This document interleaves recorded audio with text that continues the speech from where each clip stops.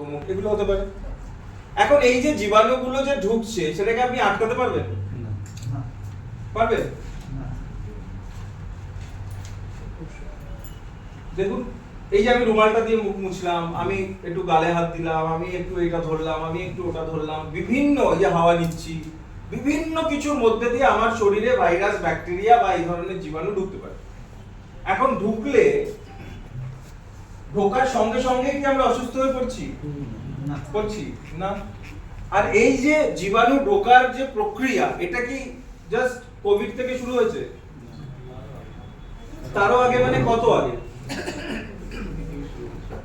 যবে থেকে পৃথিবী শুরু হয়েছে তবে থেকেই এই জীবাণুগুলো রয়েছে এবং তবে থেকেই মানুষের মধ্যে এগুলো ঢুকছে। আজকে কোভিড বললাম, তাহলে কোভিড-19 যে ভাইরাস, এই কোভিড ভাইরাসটা কবে জানতে পেরেছেন আপনি যে পৃথিবীতে কোভিড নামে একটা ভাইরাস আছে?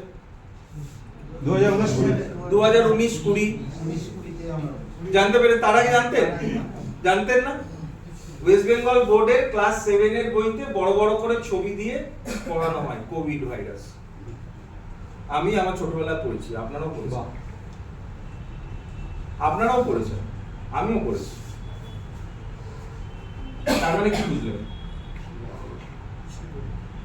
ভাইরাসটা আগেও ছিল,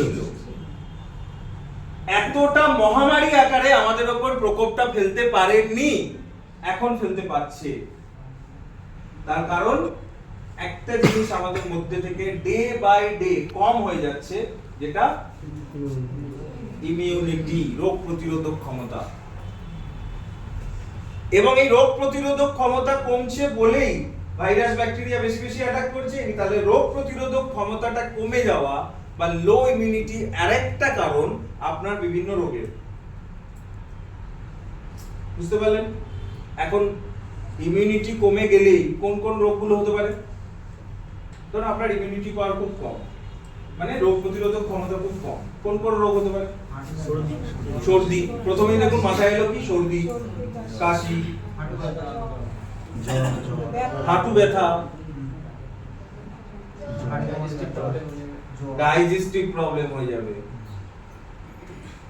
দীর্ঘদিন ধরে গ্যাসের সমস্যা, দীর্ঘদিন ধরে তুলসী খেয়েছেন, সর্বজাইন খেয়েছেন, অ্যালোভেরা খেয়েছেন, অমুক খেয়েছেন, তমুক খেয়েছেন, প্রচুর কিছু খাচ্ছেন, খাওয়া দাওয়া মেনটেন করছেন, হেলদি খাবার খাচ্ছেন, তেল মশলা একদম খাচ্ছেন না, বাইরের খাবার খাচ্ছেন না, জল বেশি করে খাচ্ছেন, তারপরেও আপনার গ্যাসের সমস্যা কমছে না। রুটি খেলেই গ্যাস হয়ে যাচ্ছে, একটু উল্টো পাল্টা কিছু খেলেই গ্যাস হয়ে যাচ্ছে। এর একটা কারণ কিন্তু হতে পারে রোগ প্রতিরোধক ক্ষমতাটা আমাদের শরীরে কমে যাওয়া, যেটা আমাদের মাথাতেই আসে না। রোগ প্রতিরোধক ক্ষমতা মানেই সর্দি, জ্বর, কাশি, অমুক তমুক, প্রচন্ড রকম মাথা